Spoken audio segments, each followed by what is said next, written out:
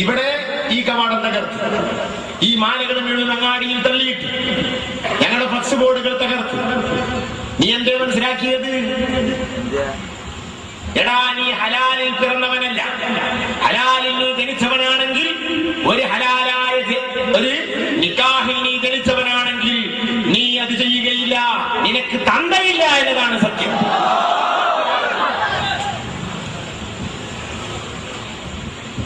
എടാ, ഇരുട്ടത്തെന്തൊക്കെ ചെയ്യാനാവും? ഇരുട്ടത്തെന്തൊക്കെ ചെയ്യാനാവും? ഈ മൈക്കിലൂടെ പറയുമ്പോഴും ഇത് ഈ ലോകത്തൊക്കെ കേൾക്കുന്നതിന് പേടിച്ചിട്ട് ഞാനിപ്പോ പറയുന്നില്ല. ഇവിടത്തെ APCനെ തകർക്കാൻ നിന്റെ ഞാൻ പറയും. ഇപ്പൊ അത് മനസ്സിലാക്കിയത്. ഇതിപ്പോ ഒരു ചെറിയ മാലകെട്ട് തള്ളിട്ട് അത് കഴിഞ്ഞ് ഈ രാമനാട്ടുകരയിൽ ഒരു സുന്നി പള്ളിയുടെ നേരെ ഒരു സുന്നി പണ്ഡിതൻ എതിരിൽ പ്രസംഗിച്ചു. നോക്കിക്കോളൂ, ഓരോരുത്തരും വളം വെച്ചു കൊടുക്കുക. എന്നിട്ട് പറഞ്ഞു ആ പള്ളി അതും മസ്ജിദ് സമാണ് എന്ന് പറഞ്ഞു. ഒരു സുന്നി പണ്ഡിതന്റെ മറ്റൊരു സുന്നി പണ്ഡിതന്റെ പള്ളി.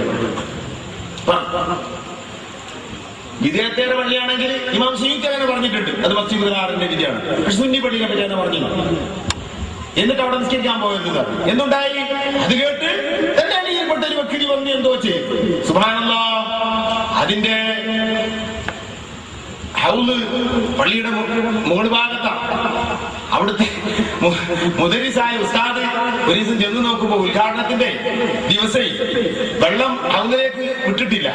ഇതിലേക്ക് ചാടിച്ചിട്ട് നേരം കൊടുക്കുമ്പോ ഹൗലിക്ക് കൊടുക്കുന്നതിന് മുമ്പ് മുകളിലൊന്ന് പോയി നോക്കാൻ ഔലിയാക്കന്മാര് തോന്നിപ്പിച്ചത് എനിക്ക് തോന്നുന്നു. ചെന്ന് നോക്കുമ്പോ ഏകദേശം ഒരു 5 കിലോ കാട്ടം പൊതിഞ്ഞിട്ടായി കൊണ്ടുവന്നിട്ടുണ്ട്.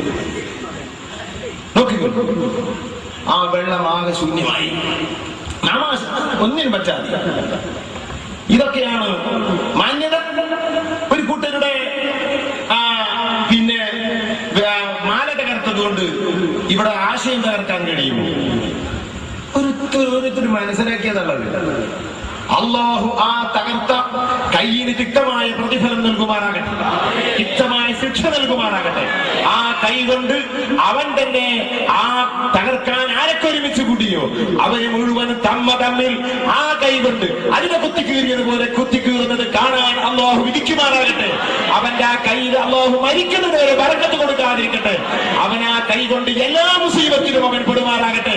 അവന്റെ ജീവിതം മുഴുവനും അള്ളാഹു തുറക്കട്ടെ. മുത്തുനബിയുടെ പേര് ഞങ്ങളുടെ ബോർഡിലോ ഞങ്ങളുടെ ഗൈറ്റിലോ എഴുതിയിട്ടുണ്ടെങ്കിൽ ആത്മീയത കൊണ്ട് എഴുതിയതാണെന്ന് മനസ്സിലാക്കി വെച്ചോ. അതിന് പവറുണ്ട്, അതിന് റസൂലുള്ളാഹി തങ്ങളുടെ പിന്തുണയുണ്ട്. അത് മുഴുവൻ നിന്റെ നെഞ്ചിലാണ് അറിയുക എന്ന് നീ മനസ്സിലാക്കിക്കോ.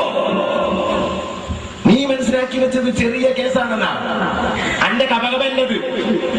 ഞങ്ങളൊരു ഫ്ലക്സ് വെക്കുകയാണെങ്കിൽ ബിസ്മി എഴുതിയിട്ട് ബിസ്മി എഴുതിയിട്ട് വെക്കുക. ഇതെന്നാണ് തകർക്കുമ്പോഴേ അത് തട്ടുന്നത് വേറൊരു സ്ഥലത്താണ് ഈ കാരണം. ഇത്രയും എനിക്ക് പറയാനുള്ളൂ. നീ ഇവിടെ ജീവിക്കുമല്ലടാ, കാണുന്നത്. ഇത്രയും നമ്മൾ പറയുന്നത്. വഹാബിയാരും വേണ്ടില്ല, സുന്നിയാലും വേണ്ടില്ല, ഏത് സൈസാലും വേണ്ടില്ല. ഞങ്ങൾക്ക് ആരെയും അറിയില്ല, ഞങ്ങൾക്ക് ഞങ്ങളെ അറിയുള്ളൂ.